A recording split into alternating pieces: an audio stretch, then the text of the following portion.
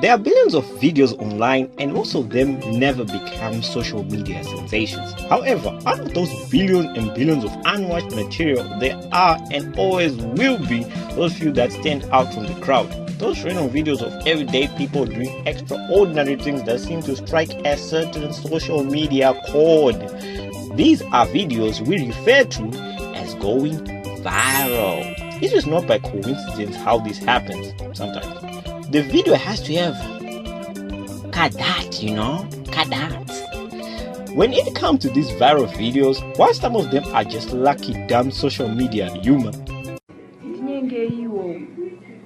the others genuinely have clever but subtle elements that make them the smash hits they become.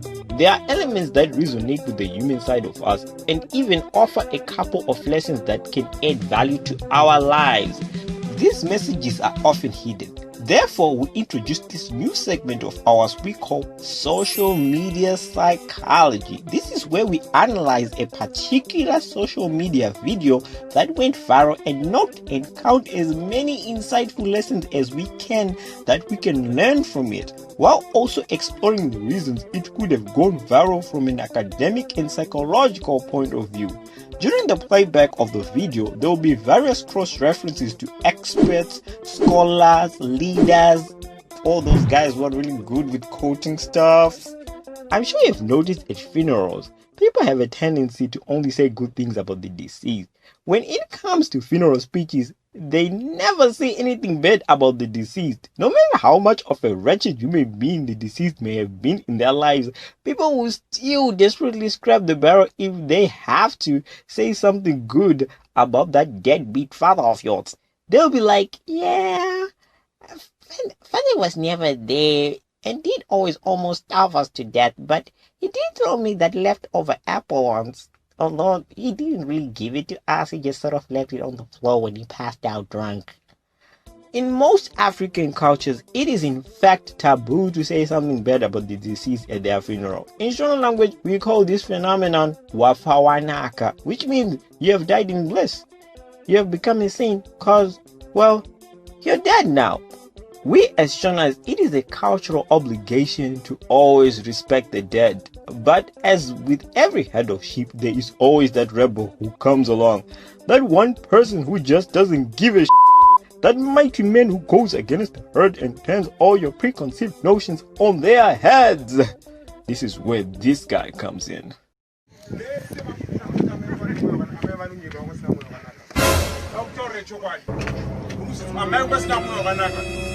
This resentful Zimbabwean man here, Lameck Makwiramiti, made news. Okay, maybe not real news. You know what I mean. Social media news. He turned on culture when he poured all the garbage in the memory of his daughter's mother-in-law. The setting and the circumstance of which his confrontation came is what got people talking. Not only did he confront at that sacred place, he did it at what most people agree is the most inappropriate time, and in front of her own crew. If that's not gangster, then I don't know what gangster is. He sure got a lot of things off his chest, alright.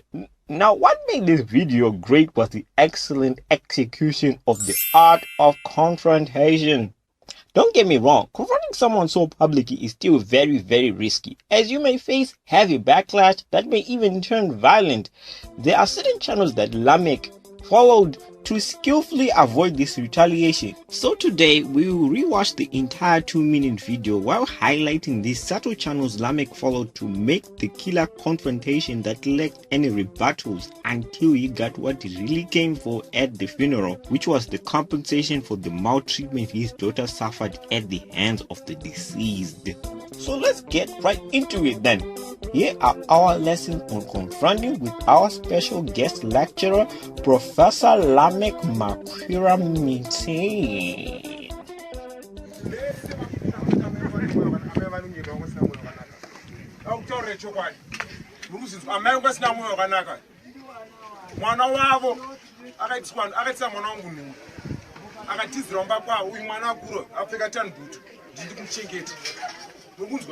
Mwana wangu akaratiswa panze na mai avo vakarara vachiita weti mujagi vakamukama kusina kasudira mwana wangu. Already knowing on paper that he's already the villain, it is important to note that as mad as Lameck is, he is still level-headed and intelligent enough to know he cannot state his demands just yet. You need a moving reason to even get that far and justify why you are violating these sacred cultural norms.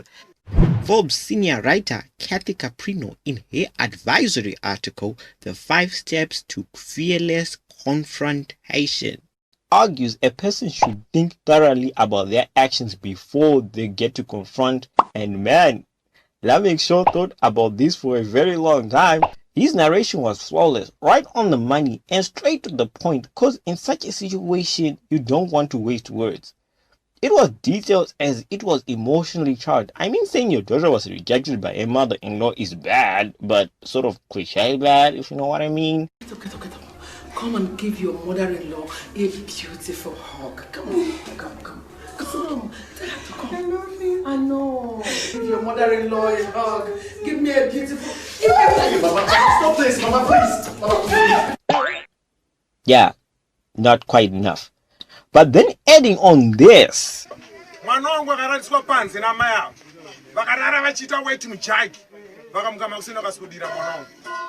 oh, there's no ignoring that. that's just pure evil. Man, this story is horrible, bruh. And what a horrible person too.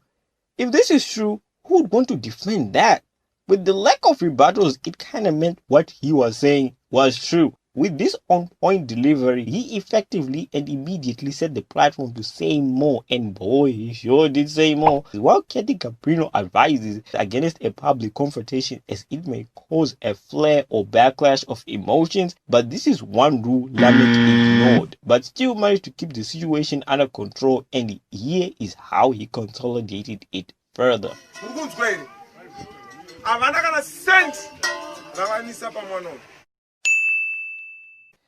What is better than an empathetic story? Well, it is an empathetic example you see with your own eyes. It might have been a bit controversial to bring the child in such a tumultuous setting, but we can't deny how it certainly helped. He brought the child, he showed them the tanboot. As I said, what you see is better than what you hear, because talk is cheap. As he confirmed that he is in fact the one who took care of the child, it humanized him by portraying him as that responsible grandparent who not only took his prodigal daughter as well as their rejected daughter, who had to do what he had to do when things went south. Unlike a man snagunaka.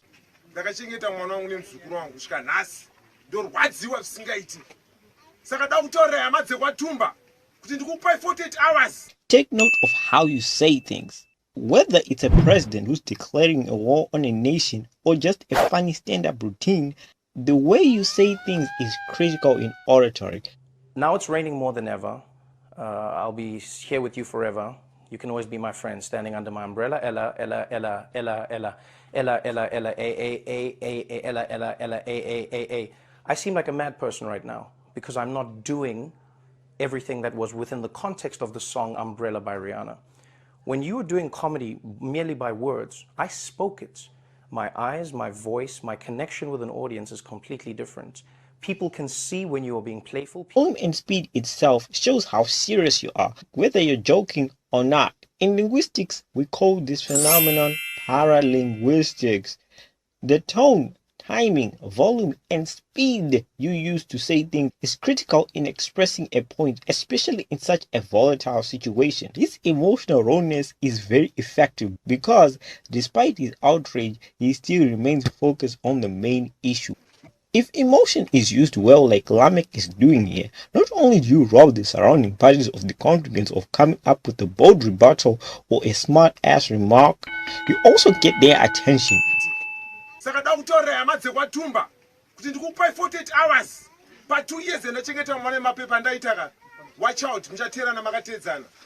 Like Eric Killmonger in Black Panther, the real reason most of y'all like Killmonger despite the people he iced in that movie is that sympathetic story and motives on which his actions were founded on.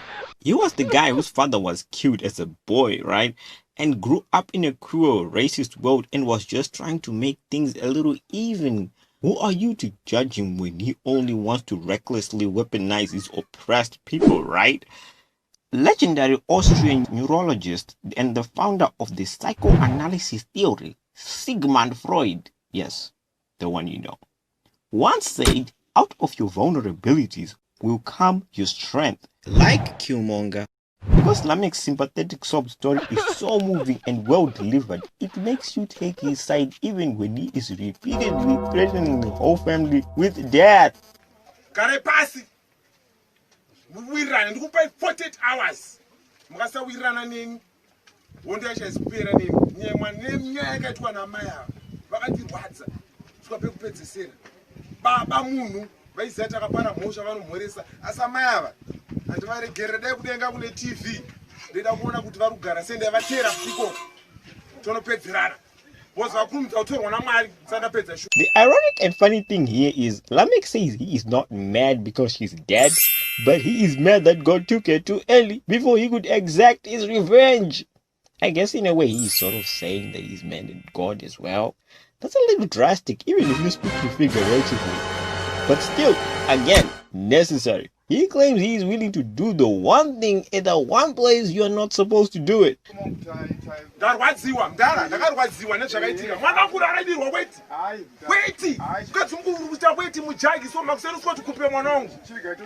So there you have it. The table of negotiation for a compensation has been opened.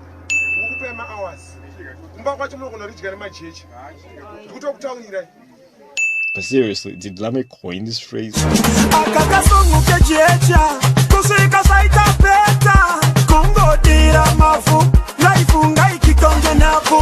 If he did, please give this man his copyright so you could build his Sadza and Mujecha empire. But all of this laid a platform for him to get what he really wanted, which was compensation for the maltreatment of his daughter. You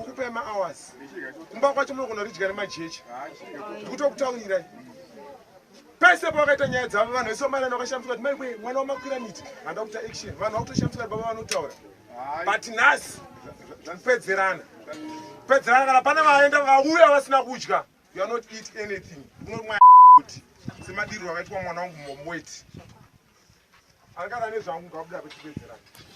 He backed it well with facts as written by Kathy.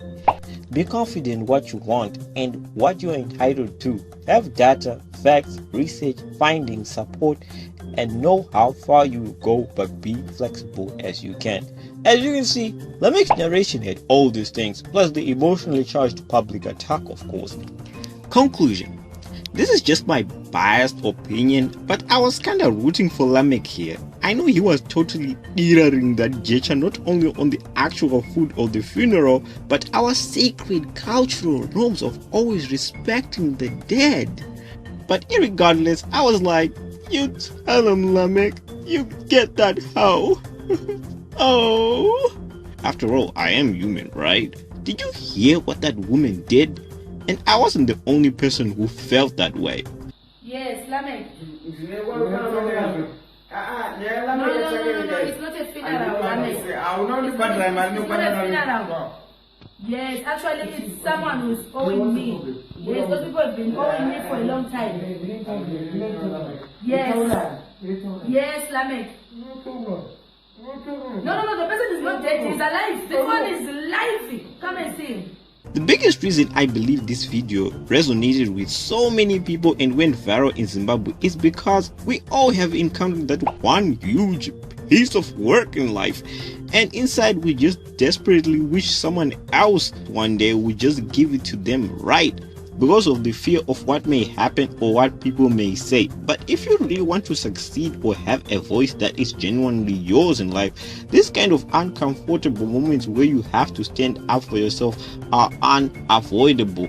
You could avoid all of them, but as they say, if you don't stand for anything, you will fall for everything. As Kathy Caprino perfectly sums it up in her article, we can't advance, succeed, or grow without confrontation. Engaging in productive confrontation paves the way for diversity of thought, developing healthy boundaries, arriving at new innovative approaches, better decision making, and challenging the status quo of all, which are essential if we want to thrive in our lives and work. We all felt for the resentful father who boldly narrated the horrible deeds of his in-laws and greatly admired his bravery to do so at a place no one expected him to do it when it seemed like it was all over for him. He became our voice, our hero for all those times we kept quiet when we knew we should have spoken up against a certain injustice. Yambirangu yandira kupa iyi vanhu vemuZimbabwe. Ngatirege kuti kana munhu afa, munhu motaura kuti munhu anga akanaka. Munhu ngaapupurirwe nemabasa ake aanenge achiita. Zvakafanana neni, inini kana ndafa kune vanoziva mabasa angu, ngavapupure nemabasa angu. Munhu ngaataurirwe, ngaavigwe nemabasa ake. Kwete kuti munhu wese afa. Kubva ndichizvarwa inini nongonzi hakuna kambopupura kuti baba vaidai amai vaidai. Munhu wese afa anenge achingonzi anga akanaka, aita chakati. No, hazvisirizvo. Taramba pa 48 hours. Well said, Professor Lameck. Well said. Yes, heroes are also born on social media, you know. So till the next installment of Social Media Psychology, don't forget to subscribe. And as always, thanks for watching. Breakfast.